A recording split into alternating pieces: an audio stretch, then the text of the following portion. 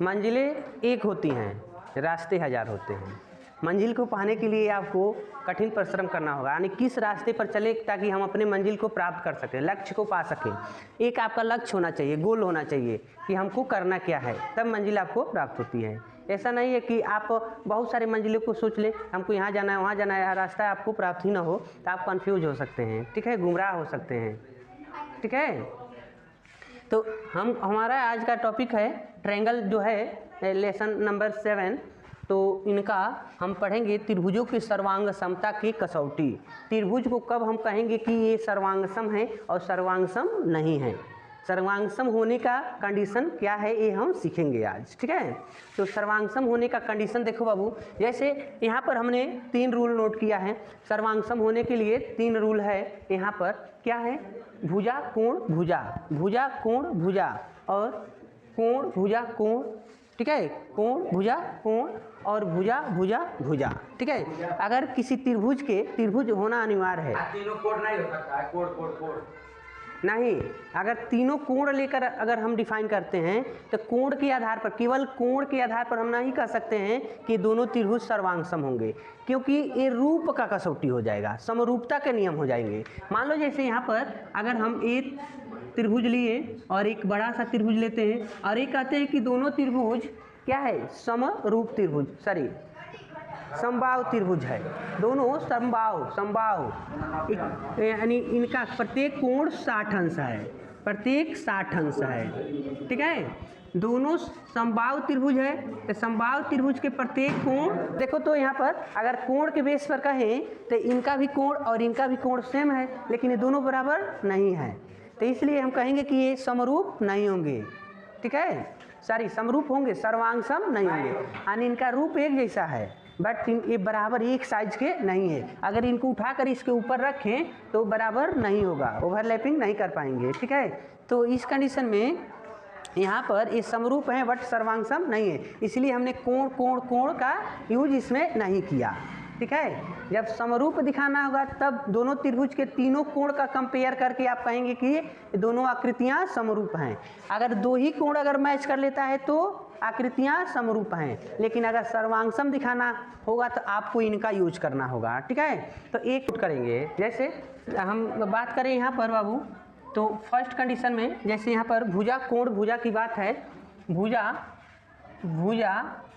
कोण भुजा है ना, तो इसमें ये रूल है कि अगर हमारे पास 2 त्रिभुज हैं ऐसे, मान लो और एक यहाँ पर एक त्रिभुज ले लेते हैं, ठीक है।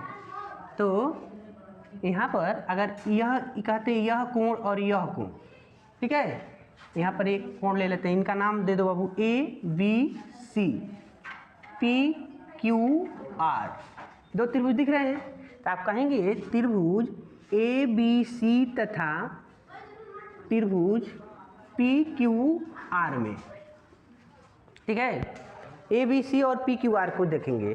तो ABC में यहाँ पर कोण 1 या चलो ऐसे ही जैसे कोण इसी को कोण लेंगे ना, तो अगर कंपेयर हम करते हैं और यह भुजा इस भुजा के बराबर हो, या 2 कोण नहीं ना इसमें लिया गया है, भुजा कोण भुजा ना है, तो एक कोण लेंगे और 2 भुजा की बात करेंगे।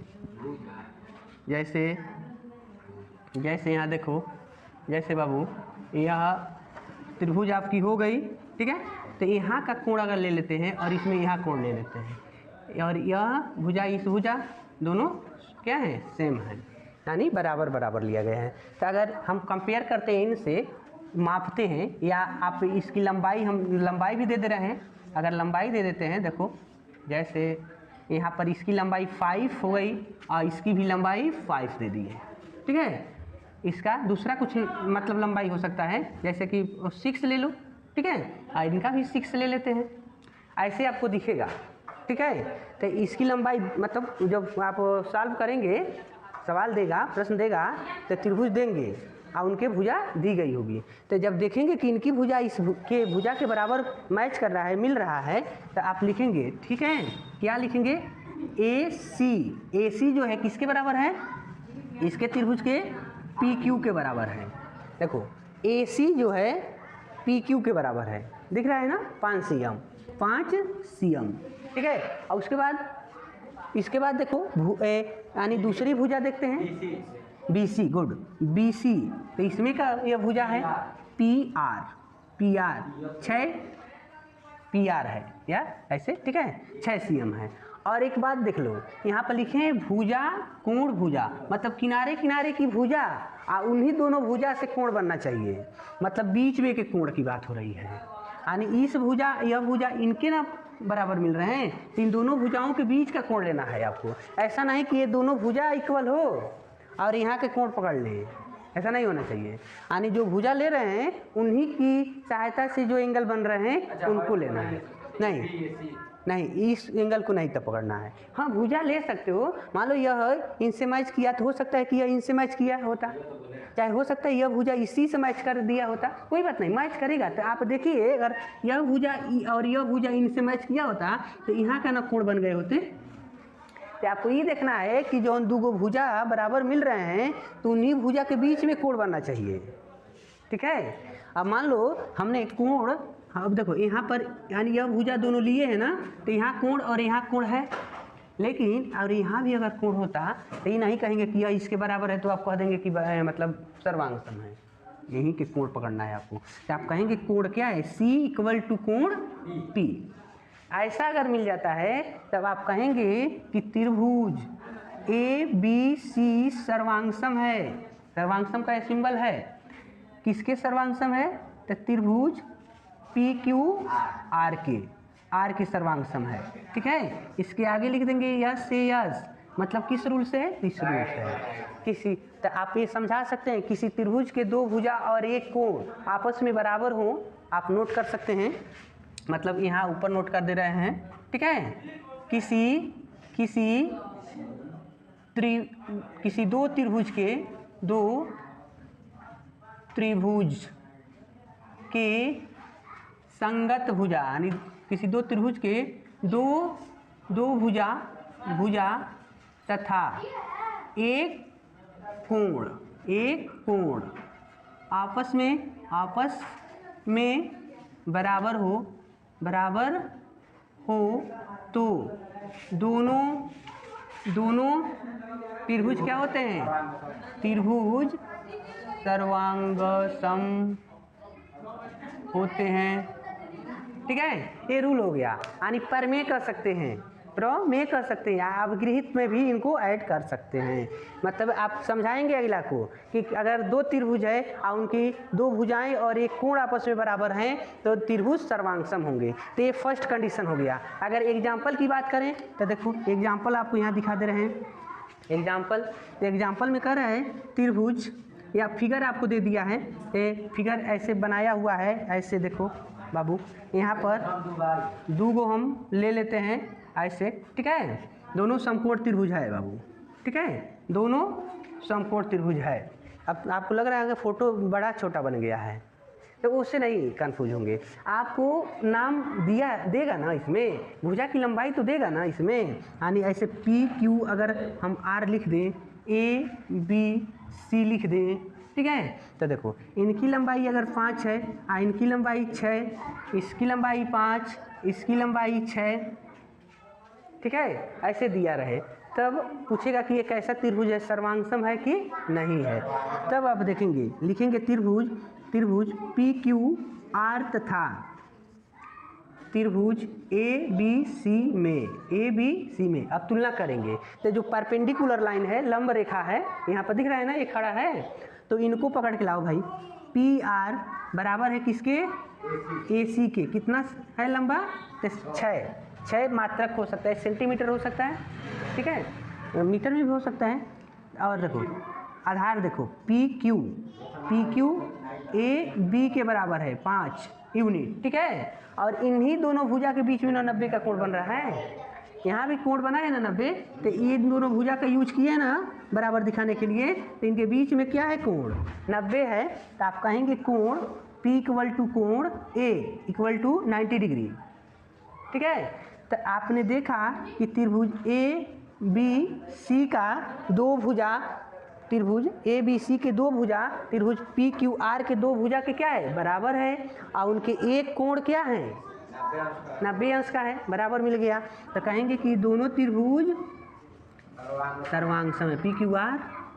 पी क्यू आर सर्वांगसम है। यस से, ठीक है। इस तरीक़े से ये सॉल्व हो जाएंगे। अब हम दूसरा देखेंगे कोण भुजा कोण के बारे में। पहले इसको आप नोट कर लेंगे।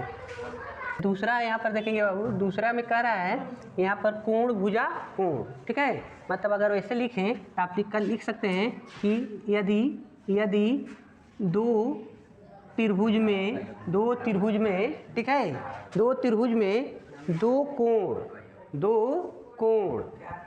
त्रिभुज में दो संगत कोण, ठीक है, आपस में क्या हो, बराबर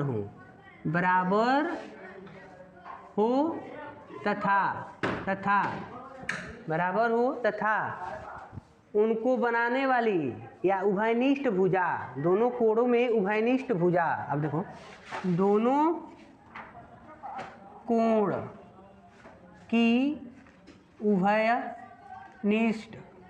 उभयनिष्ठ भुजा बराबर हो तो त्रिभुज सर्वांगसम होते हैं, ठीक है। यानी इसका ये तात्पर्य हो गया, यहाँ समझो, अगर हमारे पास दो त्रिभुज हैं, चलो ऐसे हमने लिया दो त्रिभुज,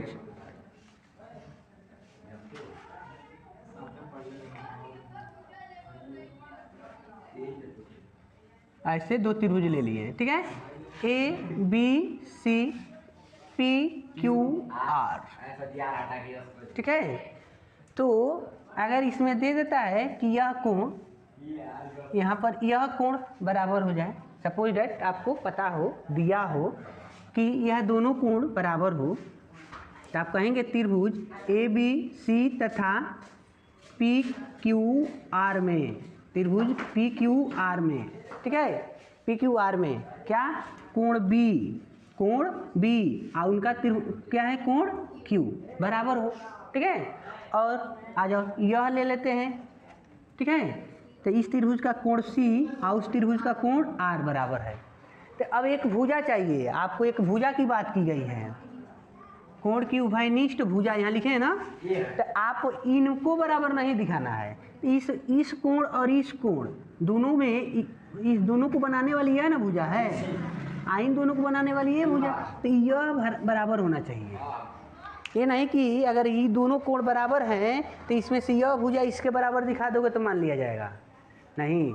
इन दोनों भुजा में, कोण में कौन भुजा कॉमन है, तो इन दोनों को बनाने के लिए यह कॉमन है। यानी इस कोण को बनाने के लिए इन दोनों का यूज किया गया है, इस कोण को बनाने के लिए इन दोनों का यूज किया गया है, यानी दोनों में यह कॉमन आ गया, मतलब दोनों में तैयार है, तो इसलिए यह इसके बराबर होना चाहिए। तो आप लिखेंगे भुजा BC बराबर QR। अगर ऐसा तुमको मिल जाता है, यानी दो कोण और एक भुजा मिल जाती है, तो आप कहेंगे त्रिभुज ABC सर्वांगसम है। तो देखो भाई, सर्वांगसम का चिन्ह है, बराबर भी है, ठीक है, और समरूप भी है। ऊपर वाला समरूप का चिन्ह है और नीचे वाला बराबर का चिन्ह है। तो यहाँ पर हो गया त्रिभुज PQR। तो इनका रूल क्या है भाई, कौन से रूल से, तो आप कहेंगे A के नियम से, मतलब इनकी दो कोण और एक भुजा बराबर है, ठीक है। फॉर एग्जाम्पल की अगर बात करें तो एग्जाम्पल देख लीजिए, इनका एक एग्जाम्पल हम साथ, हमारे पास त्रिभुज आ जाएं, त्रिभुज दिया रहे आपको, फिगर दे दिया है 5 और इसमें भी फिगर दिया हुआ है, इसका भी लंबाई 5 दिया है, ठीक है। तो ABC और RST, ऐसे इस त्रिभुज का नाम हो गया। और इनका कोण दिया है 30 अंश, और यह 30 हो गया, और यह 50 हो गया, इधर का 30 हो गए, इधर का 50 हो गए, ऐसे दे दिया आपको फिगर, ठीक है। तो आप लिखेंगे त्रिभुज ABC तथा त्रिभुज RST में क्या, तो देखो कोण B जो है दूसरे त्रिभुज के कोण यश के बराबर है, 30 अंश है, और पहले त्रिभुज का कोण सी जो है दूसरे त्रिभुज के कोण टी के बराबर है यानी 50 अंश। और भुजा नीचे का देखेंगे बी सी जो है एस टी के बराबर यानी 5 cm का है। ठीक है, तो आप क्या कहोगे, आप कह देंगे अतः त्रिभुज ए बी सी सर्वांगसम है पी क्यू नहीं आर एस टी के। मतलब ऐसा हो जाएगा तब कहना है। ठीक है, यानी ए एस ए से। ठीक है, ये प्रूफ हो जाएंगे। यानी आपको प्रश्न मिलता है तो इस तरीक़ा से सॉल्व करेंगे। ठीक है, तीसरा जो रूल दिया गया है भुजा मतलब तीनों भुजा। ठीक है, तीनों भुजा का जब हम यूज करेंगे तो दो त्रिभुज लेंगे जिसमें तीनों भुजा सेम हो बराबर हो तो त्रिभुज क्या कहेंगे, सर्वांगसम होगा। यहाँ पर हमने त्रिभुज लिया, एग्जाम्पल लगाने की जरूरत नहीं है, इसी में एग्जाम्पल भी हो जाएगा और ये प्रूफ भी हो जाएंगे। ठीक है, तो दिख रहा है आपको त्रिभुज आर एस टी तथा दूसरा त्रिभुज है त्रिभुज यू वी डब्ल्यू में। ठीक है, तो आपको दिख रहा है कि आर टी जो है आर टी किसके बराबर है उस त्रिभुज में, यू डब्ल्यू के बराबर है यानी 7 cm लंबाई है। अगर इसका आधार की बात करें तो आर एस जो है यू वी के बराबर है यानी 4 cm लंबा है। और एस टी की बात करें तो उसमें वी डब्ल्यू के बराबर है 6 cm। इस तरीक़ा से अगर मिलाएंगे हम लोग कि इनका एक भुजा इनकरे त्रिभुज की एक भुजा के बराबर है, इस त्रिभुज का एक भुजा इस त्रिभुज की एक भुजा के बराबर है, यानी तीनों भुजा जब बराबर मिल जाएंगे तो आप कह दोगे कि ये दोनों त्रिभुज वही तो बराबर है यानी सर्वांगसम है। ठीक है, तो यहाँ पर लिखेंगे त्रिभुज आर एस टी सर्वांगसम है त्रिभुज यू वी डब्ल्यू के। क्यों है बाबू, यस यानी इनकी तीनों भुजाएं सेम हैं। ठीक है, एक और इसमें जोड़ दिया जाए, अगर देखो कोण भुजा मतलब ए एस यानी किसी त्रिभुज के यानी दो त्रिभुज के दो कोण और एक भुजा बराबर हो तो त्रिभुज सर्वांगसम होते हैं। ठीक है, इस तरीक़ा से आप दिखा सकते हो। जैसे चलो आओ यहाँ दिखा देते हैं। अगर हम त्रिभुज बना लेते हैं इस टाइप का, यहाँ देखो ऐसे, तो यह कोण इस कोण के बराबर है। मान लो यहाँ पर हम ले लेते हैं 60 अंश और यहाँ पर 30 अंश, इसको छोड़ दो, यहाँ पर 60 यहाँ पर 30। ठीक है, और एक भुजा 5 cm का नीचे ले लेते हैं। ठीक है, तो त्रिभुज अगर यहाँ पर नाम देते हैं P Q R A B C, तो त्रिभुज ए बी सी में ए बी सी तथा दूसरा क्या है पी क्यू आर में, ए बी सी तथा पी क्यू आर में देखो तो कोण पी और कोण ए बराबर है 60 अंश का है, कोण आर कोण सी बराबर है यानी 30 अंश का है।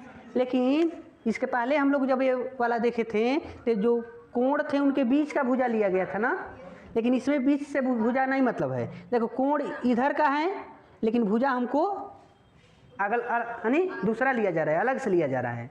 ठीक है, किनारे से अगर ये भी मैच कर दिया होता तो इनको ले लेते, इनको लेने की जरूरत नहीं होती, यानी कोई भी भुजा ले सकते हैं इस वाले में। ठीक है, तो आपने देखा कि पी क्यू बराबर है ए बी के यानी 5 हो सकता है। ठीक है, तो आप यहाँ पर कहेंगे जो त्रिभुज हमारा है पी क्यू आर सर्वांगसम है त्रिभुज ए बी सी के। क्यों बाबू, ए एस से, यानी इनके दो कोण बराबर मिल गए और एक भुजा बराबर मिल गई, इसलिए त्रिभुज सर्वांगसम हो जा रहे हैं। ठीक है, इस तरीके से अगर प्रश्न आप से पूछे जाते हैं तो उनको सॉल्व इसी तरीके से करेंगे। अगर ये वीडियो आपको अच्छा लगे तो लाइक ज़रूर करिएगा, चैनल पर नए होंगे तो सब्सक्राइब जरूर कर लीजिएगा। धन्यवाद।